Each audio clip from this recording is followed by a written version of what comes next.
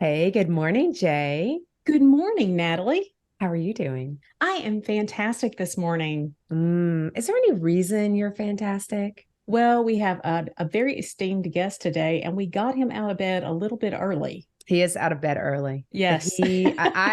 I have no doubt that Marty is going to have one of the best confessions we've heard because his confession it feels a little bit like a love story. You know Does what I mean? And so I cannot wait to hear all about it. So I think you should tell our guest about our listeners about our esteemed guest. I will. I will absolutely do it. So we are very honored to have with us former Wisconsin Governor Martin J. Schreiber, who has allowed us to call him Marty, and we appreciate that. We love that. He is an award-winning crusader for Alzheimer's caregivers and persons with dementia. He has combined decades of public service and business acumen to advocate on behalf of older citizens. He is the author of My Two Elaines, Learning, Coping, and Surviving as an Alzheimer's Caregiver, which is recognized as one of the best Alzheimer's books of all time. Martin has been a caregiver. After 45 years of marriage to his high school sweetheart, Elaine, he says he was completely unprepared for the toughest role of his life, being a primary caregiver. Lessons learned and regrets, he has them, and he is here today as part of his ongoing work to help other caregivers facing similar challenges avoid some of the mistakes he made.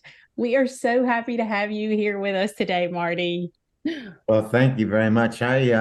I really feel quite honored to be with the two of you for what the two of you have been doing to help caregivers to help people understand this whole matter of the great challenges of caregiving as well as being even a relative of a person who is ill who needs help and it's great to be with you. And I didn't know if you say it was good to have the extinguished Martin Schreiber or distinguished Martin Schreiber. I'm sure. I think you meant D. Did you not? I hope so. Oh, It is the Southern accent. It's my accent, Marty. It's the accent that gets us. Yeah, it's distinguished. You're in Wisconsin, so you might have to correct me on being like, Natalie, you need to enunciate your words a touch better. I think I'm the only one on this get together without an accent. You know what? We're gonna let the listeners maybe vote on that.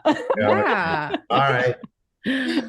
So Marty, tell us, let's start. I always joke, JJ and I like to laugh because I love to say start from the beginning. So you were born and then fast forward. But I don't want to fast forward to your caregiving journey. I want to fast forward to your story, because you and Elaine, your wife, were high school sweethearts and you were married, as JJ said. JJ let that out of the bag, Marty. I didn't do it.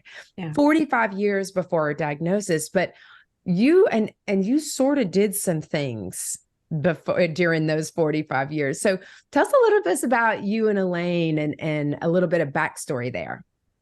Well, thank you. We met as freshmen in high school in Latin class, and her last name was Thaney, my last name Schreiber, and so we sat next to one another. And gosh, I saw her, and I just concluded this is the person for me. And I concluded that there could not be anyone finer and I don't think I said the word life's partner. I think I said something, wow, I think she's really neat, and I think I want to marry her.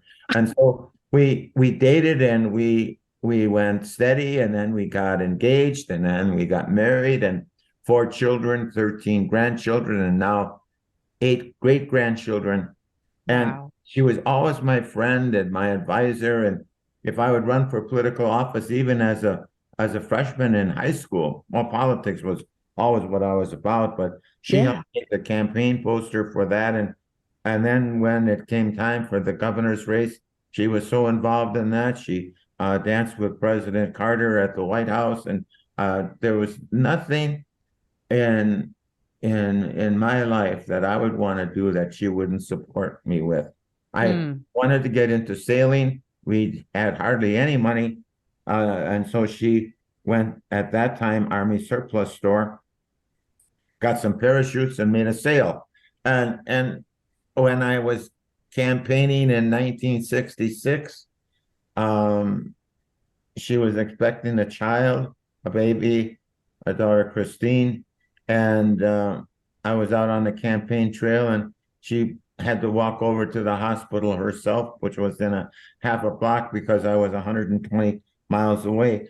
So that's just an indication of the kind of wonderful life's partner I had, whether it was hosting dinners for important people, or being the parents of kids while the husband is often around trying to save the world, and it's so just so special. So then we've got a great life, and then she begins to get lost going to and from places she had been going to and from for the last 10 years.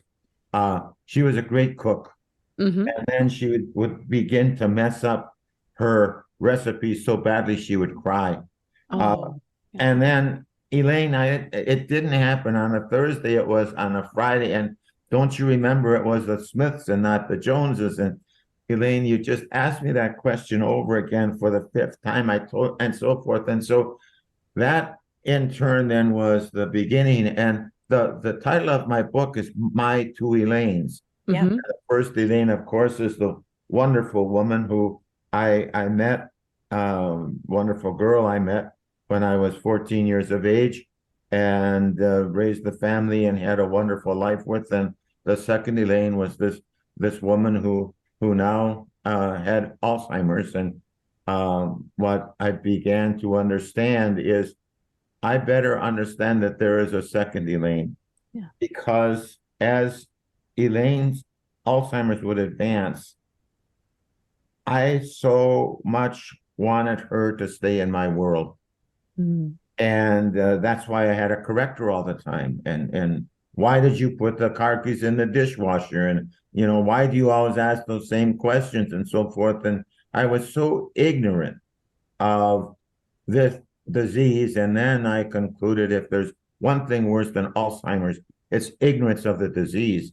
Mm. And ignorance of the disease by me, the caregiver, but also ignorance of the disease by the medical profession, who doesn't understand when there is a diagnosis of dementia, of Alzheimer's, there are two patients. There's the person who is ill, and then also the caregiver. There are far too many caregivers who die before their loved one dies. And they die because of the tension, of the anxiety, of the worry, of the release of cortisol in the body, which causes all kinds of things to be happening. And so I'm learning some of this much too late. And in on top of that, not only did I see what I was doing to Elaine by arguing with her when something happened or didn't happen, or who it was with or not with, but I also saw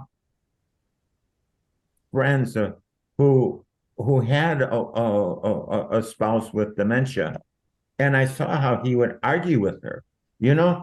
I just gave you a blanket 2 minutes ago, and I would think if you and I saw that, and I saw the look on the person's face, and I began to understand I was doing the same thing to Elaine, and not understanding. And again, what I said, one of my greatest mistakes was trying to keep her in my world.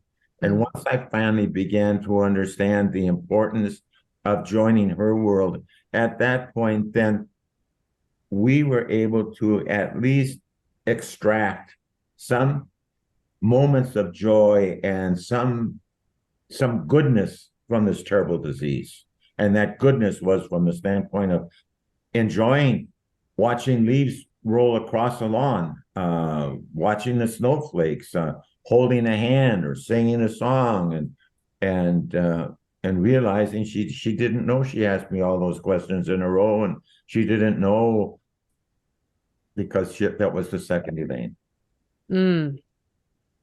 I feel like I'm going to have to get the tissues out. So I did, because I right there, like right off the bat, and I know you've been doing this for so many years, but those words that you said you wanted to keep her in your world, like I feel like I fight with that every day, Marty, with my mom. And those words I say to her, but that I've never thought about it, is that I want to keep her in my world.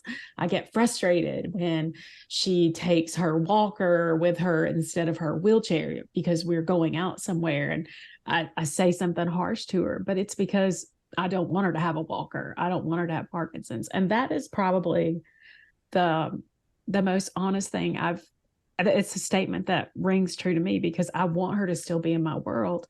But Elaine was diagnosed with Alzheimer's. She was, I think, as I get older, I think, she was, yeah, I'm older. at 63. That's pretty young to me. I mean, where were you guys in your life? Because you had worked and you had been a public servant all those years. Were you planning on, you're going, obviously you're ready to go sailing around the world. I love that she also sewed too. That's great. What were you planning on, and how did that change the direction of your life? Sure. As I said, 13 grandchildren. Yeah. And now 8 grandchildren, but not as many great grandchildren, but certainly 13 grandchildren, and all over the country. Our children, Kathy lives on the East Coast, Christine on the West Coast, my son in central Wisconsin, my other son here. So we had plenty to do just to enjoy the life of the grandchildren, yeah, and the life of our own children, and going together. And it was just so wonderful and so marvelous to think about doing those things. And then all of a sudden the doctor says, she believes it's Alzheimer's, and from there on then, as a side note, when Elaine was diagnosed, I said, if there's one thing worse than Alzheimer's, it's ignorance of the disease. Mm-hmm. So when the doctor gave the diagnosis, he said, there's 4 things we should do. One is Numenda and Aricept. Whether they work or not, I don't know, but that's what he recommended.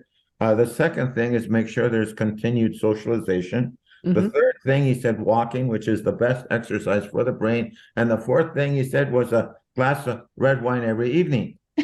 Well, Elaine got 4 weeks ahead with the glass of red wine every evening, and she got 3 weeks behind in the walking.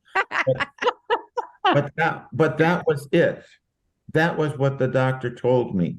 And we were then able to work with the Alzheimer's Association so that when now there is a diagnosis of this disease, that the doctor would give the caregiver a permit authorization for someone to give that caregiver a call, so that there can just simply be a better understanding of helping this caregiver, at least in the initial stages, because we know how difficult that whole journey is, and if we're ill-equipped, we just add on tons and tons of worry and anxiety and heartache that didn't have to be there. Mm. Marty, I think that's so true. And I think that, and I've worked in the mental health field for 25 years and working with clients, and yes, we work with their families. It's mostly children. So you'd work with their parents and things like that, but they're caregivers, and how caregivers can have an impact on how well they do. And our healthcare system isn't built to do that. However, with recent legislative allowances on the federal level, it's allowing for certain caregiver training to certain populations. And I think about, you just said, that's what triggered my mind. You said the doctor wanted to basically write an order to allow for you to get all the questions answered as a caregiver, so that you don't add to frustration, you know what I mean, by the individual. Caregivers don't want to frustrate the person that they're caring for more, because they're technically going through it. But, as I say to my husband, I'm going right with it, right beside you, even though it's not happening to me. Cancer didn't happen to me, but I am impacted by the event, the side effects, all that stuff. It happens. I'm doing it with you. And I think that without that continuing education around to the caregiver to say, you're going to feel this, you're going to feel this, you're going to feel this, like acknowledge what you're feeling so that you can manage it. So it's exactly what you said about cortisol and how it floods the body and stress. So I just want to just kind of like high five you on that one.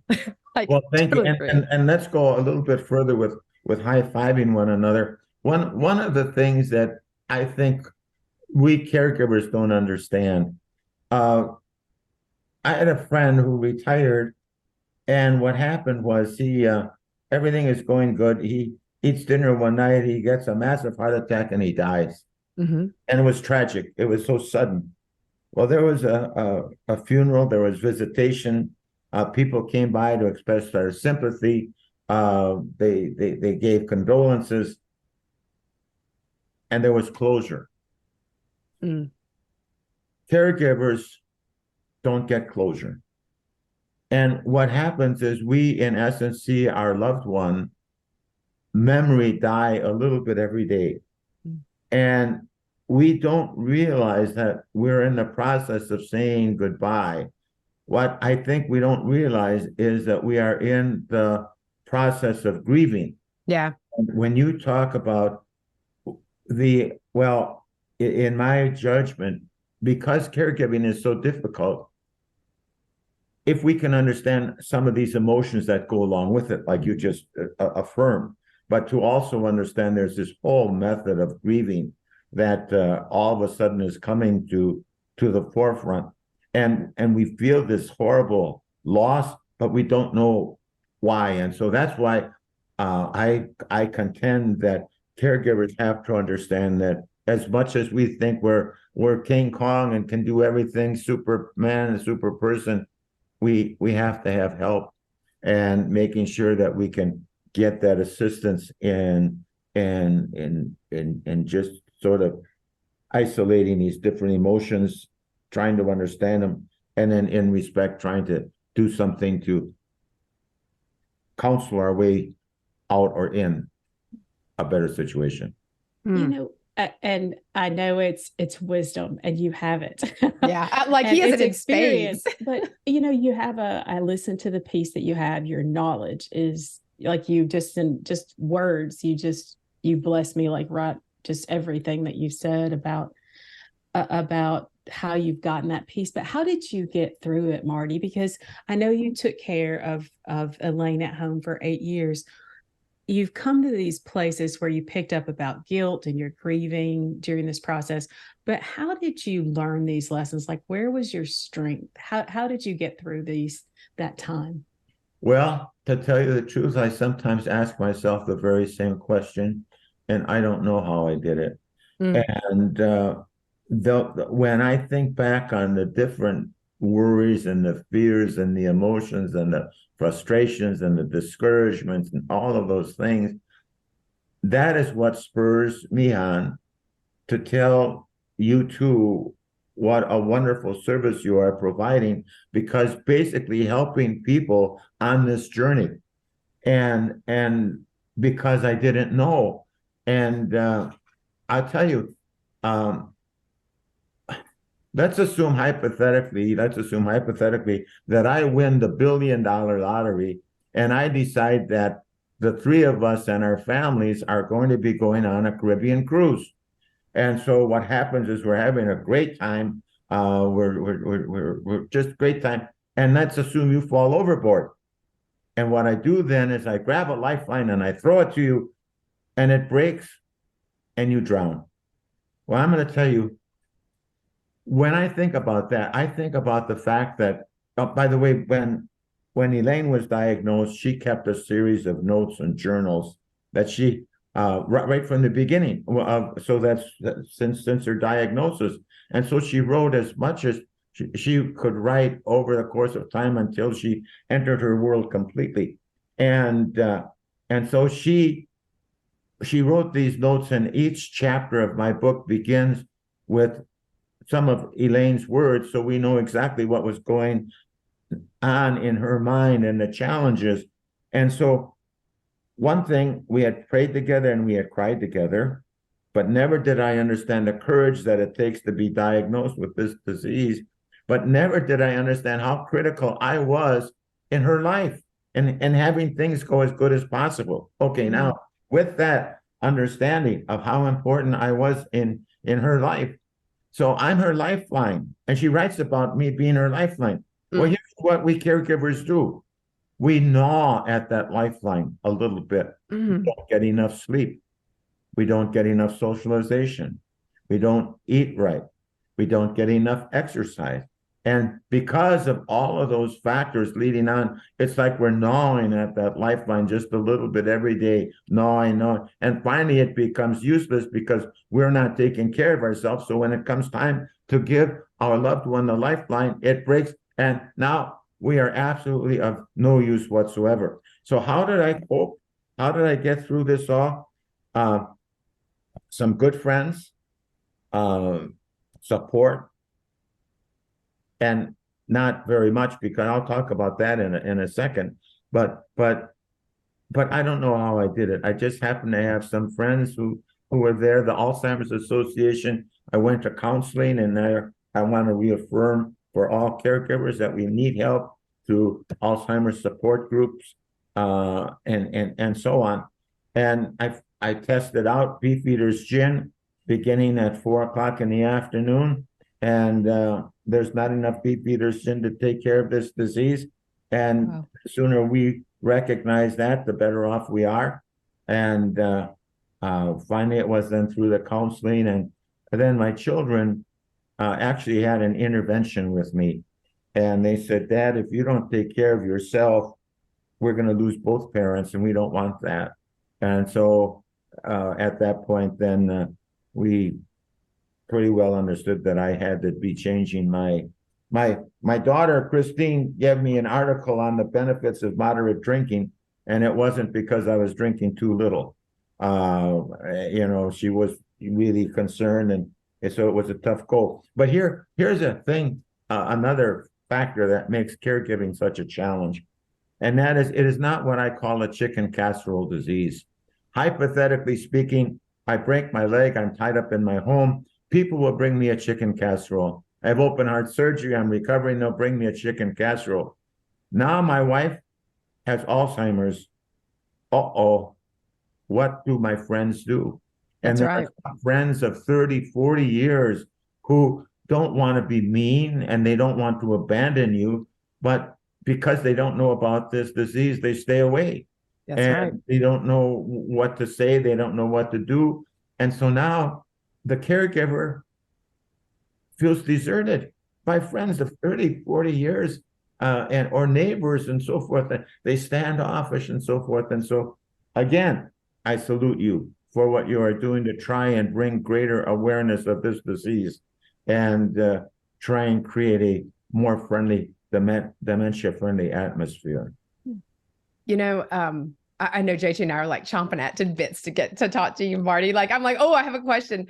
It's interesting that you say that your friends of, 30, 40 years, they didn't know what to say. It's uncomfortable. And I think a lot of it, Marty, comes back to, this could happen to me. What if this happens to me? I don't even want to see it. I think there's so many reasons that people pull back. My husband lost some of his friends that he had known since kindergarten, who had been in his life. And Jason's 56. And these people backed away. And it was so hard for me to understand that, but to watch him experience that as a cancer patient, not only are you going through this terrible illness, but to feel that your loved ones. And so the only thing, what I would say, gosh, man, I'm tearful today because I am loving you and Elaine. I just look at the people who are in your life, lean in. I think we as caregivers have to give them permission to lean in to us, and for us, and to understand that when you ask me, what do you need? I typically don't know. I just don't know what I need. So anything you do potentially is going to, that leaning in, the act of leaning in is going to help. one thing that sort of amazed me, I would get together with this group, we'd play cards, and never asking how Elaine was. Mm. Never, I mean, known them for, and so again, I'm not going to lay a guilt trip on them at all. I'm just going to say that this disease is something that we just have to have hopefully more people understand.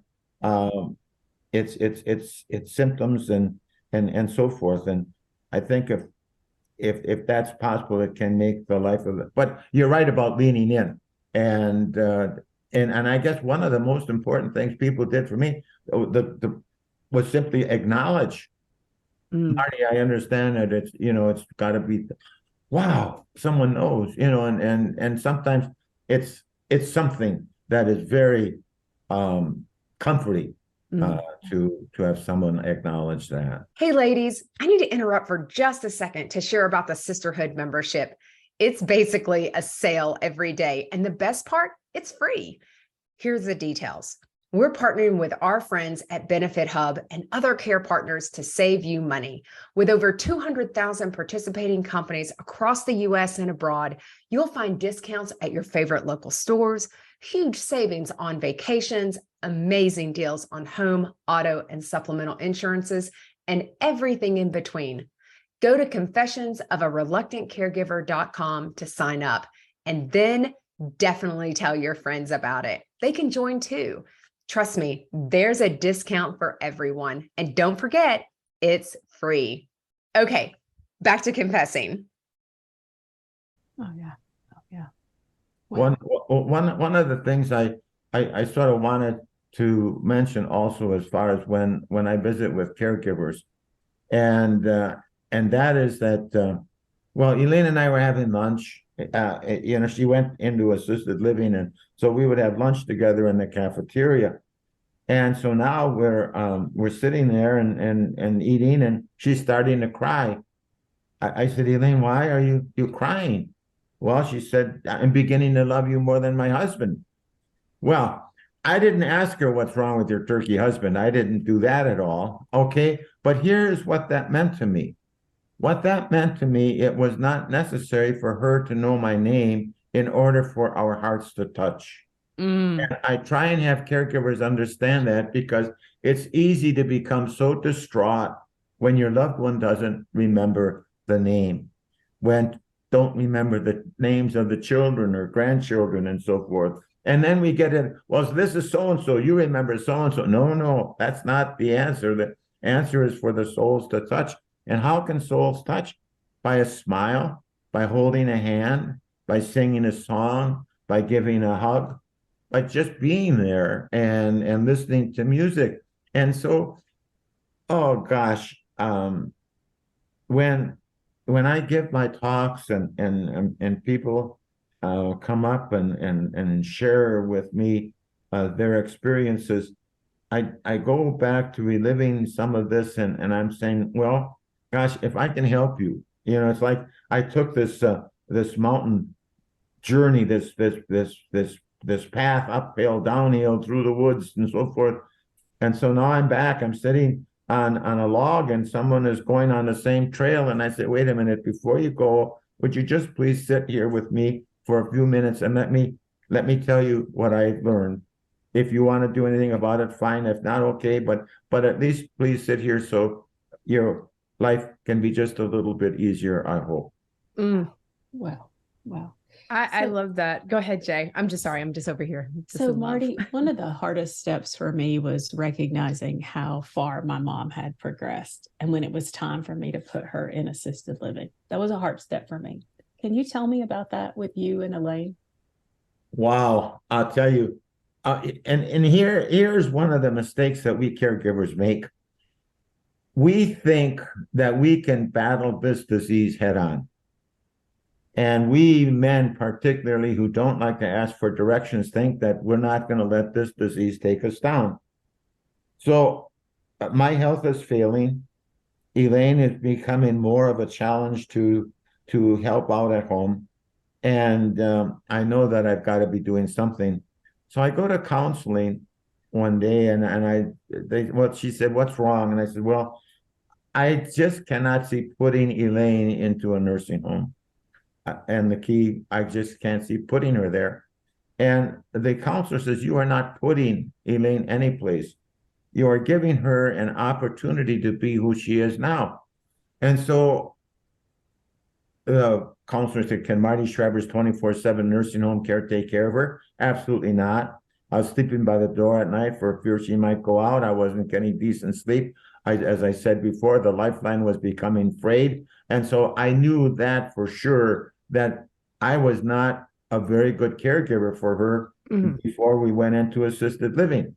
Now, with that being said, here is another thing that I realized. I was not wanting to put Elaine into a nursing home because of me.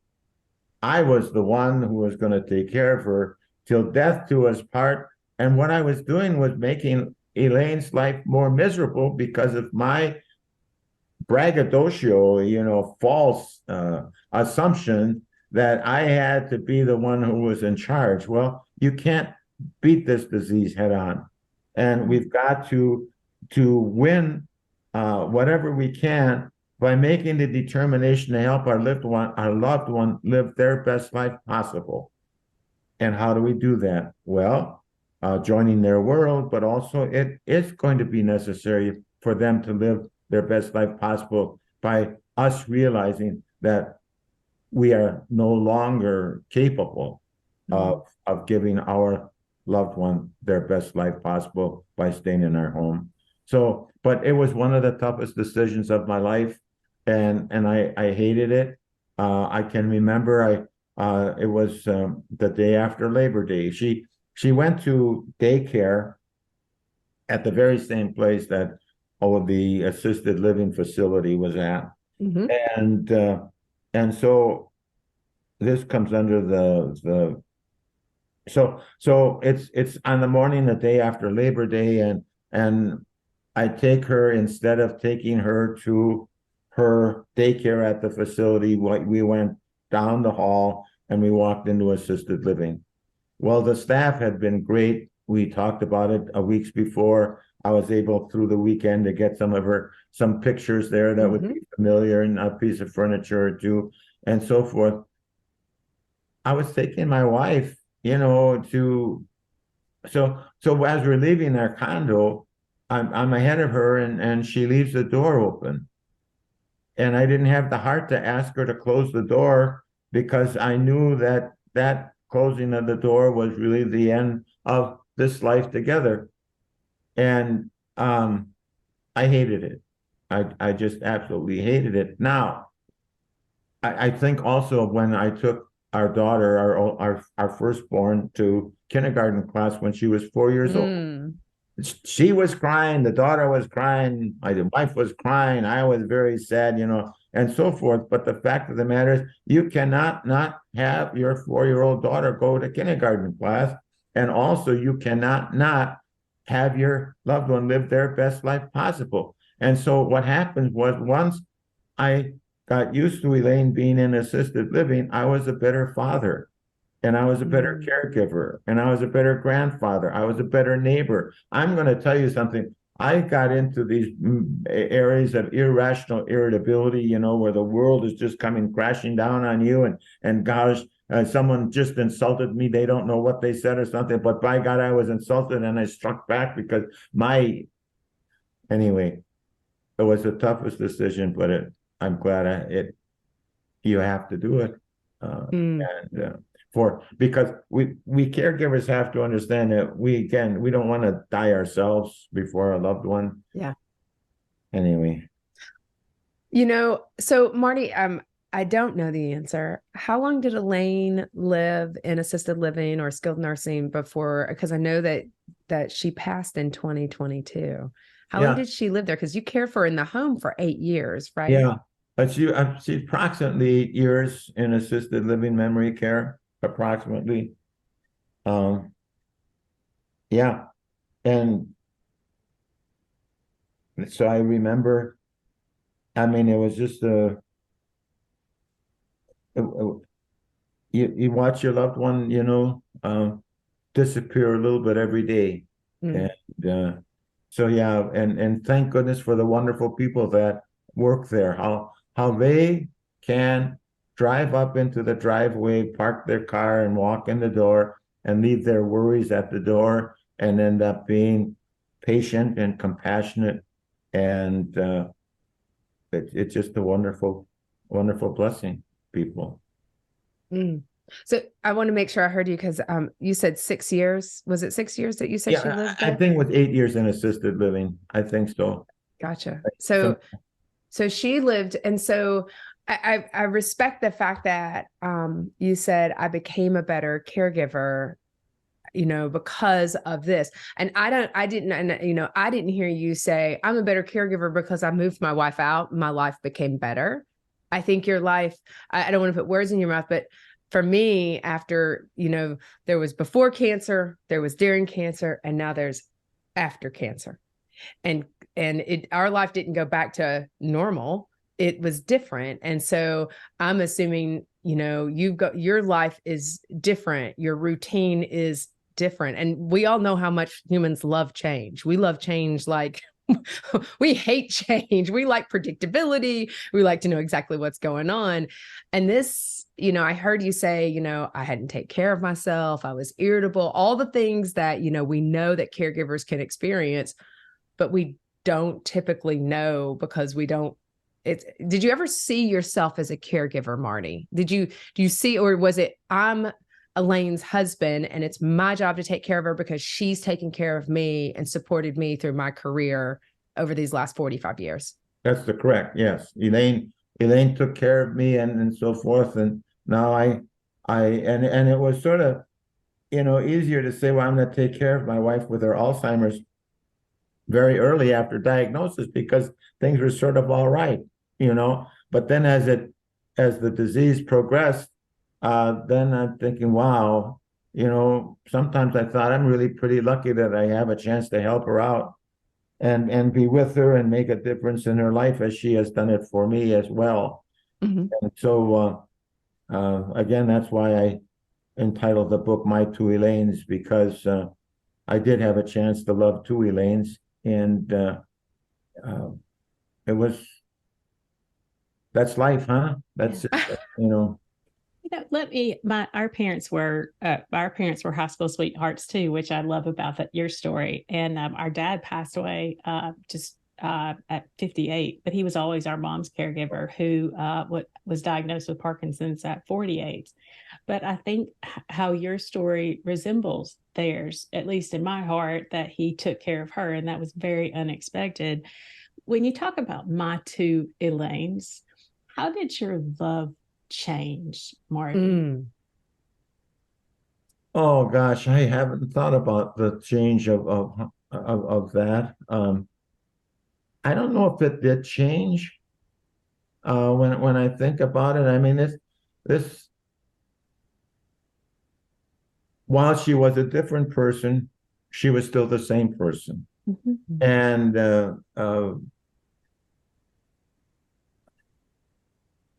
I haven't thought about that, and I just think about going to see Elaine over the course of those 8 years, and how the disease took its toll, and almost how there were different people to love almost every day or every week or every month as the disease progressed. There was Elaine who, in assisted living, we could dance together. And then there was the Elaine that we could walk together. And then there was no more dancing, there was no more walking. And there was the Elaine who would sit and watch the birds outside the window. And then that Elaine left me. And then there was the other Elaine who was in a Boda chair and couldn't walk. And so that was another Elaine to love. And then so I don't know if that was a change of love or what it was, but I now that you asked that question, I guess I'm going to have to ponder that just a little bit more. It sounds very unconditional, Marty. It sounds like regardless, but it sounds like there were a lot of Elaines. It sounds like there was more than two, Marty, that you've been married Oh, many I was times. getting ready to an say my Elaine. mini Elaine's might have been the better title. As I sit here, I'm over here just crying. I'm like, oh my Yeah. God, I love, Oh, to have someone. And I know that you're not perfect, Marty. I think you even said I was not perfect, but wait I a think minute. If that was heard, then we better scrap that. no. But I'm just saying, I know that you would say I wasn't perfect, but the unconditional love that you showed, like when you say I showed up prepared to love who I received. Like, I think that we can't, I think we put so much of our own expectations. Like you said, how do I want them to be happy, but you also have to be happy too, Marty. And I hear you saying, you showed up prepared. And even no matter how hard it was to go from dancing, to go from bird watching, to go from not very ambulatory but it sounded like it was that acceptance of this is where she's at and this is who I'm going to love. And I know that I'm sure that there were times that you were like, this just sucks. This is not what I wanted. Of course, that.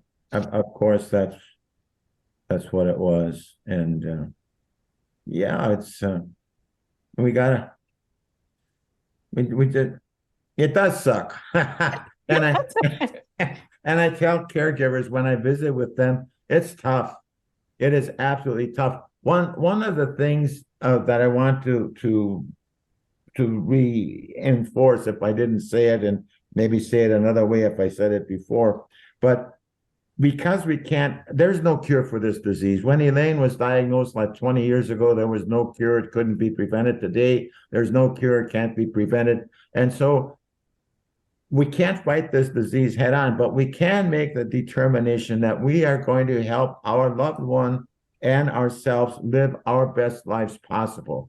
That is something that is a realizable goal, to help live the best life possible.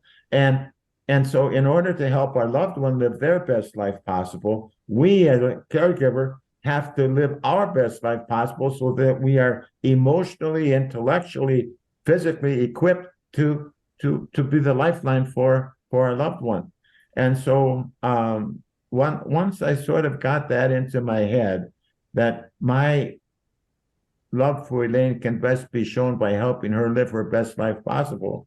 And some of it was really easy, sitting and listening to crazy, who was that one? Patsy Cline. Patsy Cline. Patsy Cline. Oh my God. If Elaine would know that I forgot that, she'd hit me aside the head. How can you forget? You sung it 3 million times. And so anyway, so the goal is to help our loved one live their best life possible, which gives us a doable, and to help ourselves live our best life possible, that's a doable. So it's not all hopeless. We got moments of joy to discover. So let me ask you this, because we haven't hit on this, because we've hit on just you and Elaine, but you all have children, adult children, and where did, because I know what it was like for us when our dad was alive, and I'm over here being the adult children. But our dad passing was very sudden, and it pushed us into a role that we really were not prepared for. We would self-proclaim we were not prepared. We were like total dumpster fires, and our mom wasn't prepared to receive it from her children. So what was the relationship in the sense of Jay, like I know your scrunchy eyebrows, she wasn't prepared to receive it because I don't think she wanted to acknowledge it, in the sense, Marty, she was hands off and said, I will control my money. I will control this. I've got this, even though her illness was progressing until we had a crisis event that we had to step in. What was go ahead. Yeah, go ahead, Jay. Do you feel like they supported her, or do you feel like they were more of a support for you? How did you guys, because you're a big family, how did you guys support one another? All right. Here's another thing I learned. Let's have it. Because of mistakes I made. So Elaine is diagnosed. I'm the one, I'm the husband, and I'm the most important of this whole thing. Never stepping back and actually sitting and talking with the kids about how they feel. Mm. You know, I'm grieving and I'm going through all of this, but I've never stopped and asked them how they were doing. And so I also learned too that there that I have no right to tell anyone how to grieve, how to deal with the loss of their loved one. So now the children, and I I made the mistake of not bringing them along with me on this journey sooner than I mean I was way derelict in doing that. But then we started to talk, and they began to be very supportive, and uh, I was fortunate that they would do that. Of the four children, I have one uh, uh, son who wanted to remember his mom as she was, and so well that was his decision, and so he worked at doing that by and so then but my two daughters were there to be helpful and to be of attention, Hmm. patience. And again, I go back to the point where I did a horrible job of helping my children through the grief that comes when your mom is ill. And fortunately, I am living long enough to tell them I'm sorry about that and that we can, do other things together. Yeah, I think, Marty, though, I think when you're in the middle of it, and if you think about how we as humans work and how our brains work, you can say it's hindsight's always 2020. And you can look back and be like, oh, I should have done this or should have done that. And as a caregiver, we are extra hard on ourselves to say, I should have done this. I mean, honestly, there's a lot of times I'm like, man, I should not have said that. Because trust me, this mouth gets me in trouble and it has my whole life. But I think it's hard to give yourself, I would say to everybody, give yourself grace because, you said, I really, I didn't bring my children alongside of me. I don't know that you were in a place thinking wise, you get all this on you and you have all this stuff on you that you think to, gosh, I should probably include my children in this on this dumpster fire. And I should include them. And I think we can always learn from it. And I think you're right about, I envision like a little bit of like Forrest Gump, where you're like, come sit next to me on this seat. And let me tell you what I did. And if you take one piece of it, it might make your life a teeny bit better. Just one. I hope everyone on this visit heard what you said. The shoulda, coulda, and woulda. Yeah. And Natalie, I hope you heard what you said, because is it not something that we've got to, just shrug off because we can't relive it. And we knew we were doing our best or thought we were doing our best at the time. And so, yeah, we can beat ourselves up all over the place if we want to, but that's not smart. No. Does not even make common sense to do that. And so we can help.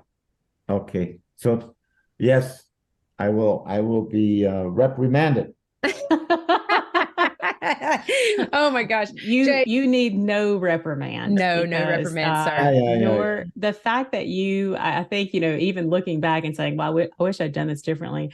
I think the willingness to share those lessons learned, that's humility. That makes up for everything, Marty, yep. Because I think the way that you pass on both that knowledge and those blessings, that makes all the difference. So no apology needed. You have made up for it. Thank you. It's Jay, we could talk to Marty for a very long time. I know, but I can tell you, I've let us go a little longer because I love Marty already. So Jay, it's time for sister questions. I have an easy one, I think. Oh, so now you've got to think hard on this though, Marty. So I love the story of you and Elaine. And I think about the things that, again, mom lost as her disease progressed. She was an excellent cook. So you said Elaine was an excellent cook. What was your favorite family recipe that Elaine made? What was your favorite food? Oh, I love that. beef stroganoff. Gosh. So that was, and we've made that for more than one or another. And but then also when we were in the governor's residence, we wanted to keep costs down. And while this was not my favorite, it was the cheapest. I shouldn't say cheapest. It was the most reasonable per person, and that was squab. I'll tell you, I think I had more squab. I started chuckling like a chicken. But no, Elaine was great at making beef stroganoff and Caesar salad.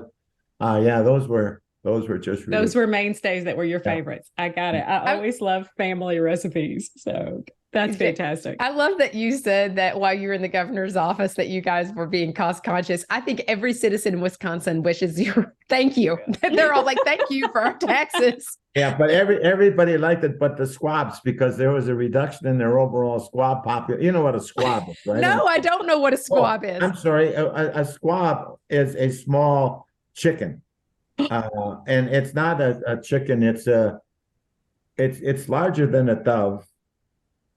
Like a quail, maybe? Yeah, well, larger something like a quail. Yeah, something like. But it's a small breed of chicken. I guess that's it. I could Google it right now, but anyway, it's a. Okay. That's hilarious. Okay. So, okay. And here's my favorite question. This is always my favorite question. I think I told Paul I was going to ask is, what is your favorite guilty pleasure? And what that means is, what is the thing that you love to do just for you that you love? It used to be boating. And so that's no longer possible because of, but anyway, so I think to sit in my garage with the door open by the doorway, reading a book in the sun. I think that would be, that's really the thing I enjoy doing the most. I enjoy, history and historical fiction and so forth. But I think that would be my most favorite thing to do. And then of course, just to be with the family, like say a Thanksgiving time and just to be together. I think that would, yeah.